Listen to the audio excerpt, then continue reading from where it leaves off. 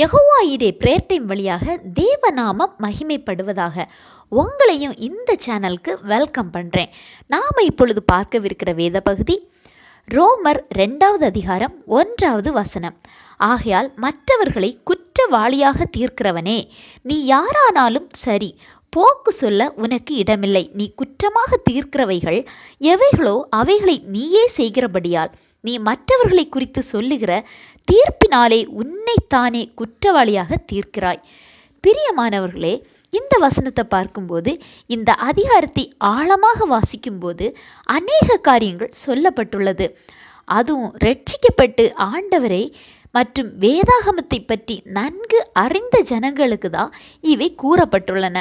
நமக்கு நிறைய விஷயங்கள் தெரிஞ்சாலும் நம்ம கிட்ட பர்சனலாக நிறைய குறைவுகள் நமக்கே தெரிவதில்லை. அப்போ நாம் ஆண்டவர் முன்னாடி குற்றவாளிகளாய் தீர்க்கப்படுகிறோம். முதலாவது, வசனம் அறிந்தும் மற்றவர்களை குற்றவாளிகளாய் தீர்க்கிறோம். அதாவது இது வேதாகமத்தின்படி தவறு என்று. ஆனால் நாம் இதுதானேன்னு அதே தப்பை பண்ணுவோம்.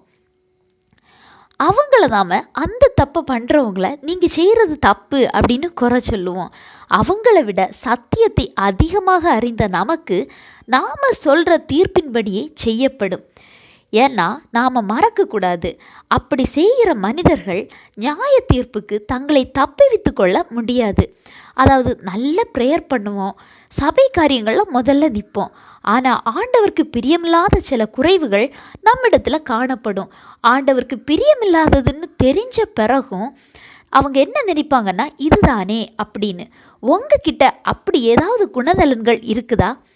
அது மட்டுமல்ல, இவங்க மற்றவங்களுக்கு நிறைய அறிவுரை சொல்லுவாங்க, அவங்கள குற்றவாளிகளாக தீர்ப்பாங்க. எதை குறித்து சொல்லி தீர்ப்பு சொல்கிறீங்களோ அதன் மூலம் நம்மை நாமே தீர்ப்பு சொல்கிறோம் என்பதை மறக்கக்கூடாது. தப்புன்னு சொல்லிக்கிட்டு அதையே திருப்பி பண்ணுற நாம் நியாய தீர்ப்புக்கு கண்டிப்பாக தப்ப முடியாது. இது பொய்யல்ல. ரோமர் 2வது அதிகாரத்தை நீங்கள் வாசிச்சிங்கன்னா உங்களுக்கு எல்லாமே புரியும். ஆனாலும் நமது தேவன் தயவுள்ளவர். எனவே நம்மை குணப்படும்படி நம்மை வசனங்கள் மூலம் புரிய வைப்பார்.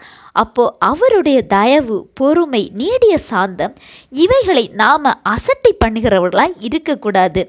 ஏன்னா தேவன் அவனுடைய நற்கிரியைகளுக்கு தக்கதாய் அவனுக்கு பலன் அளிப்பார்னு பார்க்குறோம்.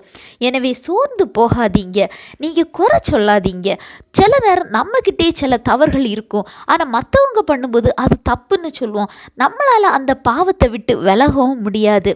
அதுக்கெல்லாம் தான் தேவன் வசனங்கள் மூலம் ஏசப்பா நம்மளை வழி நடத்துகிறாங்க. நீங்களும் கரெக்டாக இருங்க, அறிவுரை சொல்லுங்க மற்றவங்களுக்கு. ஆனால் குற்றவாளிகளாய் தீர்ப்பதற்கும் அறிவுரை சொல்வதற்கும் ஒரு வித்தியாசம் இருக்குது. அப்படி நாம் நற்கிரியைகள் செய்யும்போது 7வது வசனத்தில் கூறப்பட்டபடி மகிமையும் கனத்தையும் அழியாமையும் ஆகிய இவைகளை தேடும்போது ஆண்டவர் நித்திய ஜீவனை நமக்கு அளிப்பார்னு சொல்லப்பட்டுள்ளது. சரியா? ஆண்டவர் தாமே இந்த வசனங்கள் மூலம் உங்களை ஆசீர்வதிப்பாராக.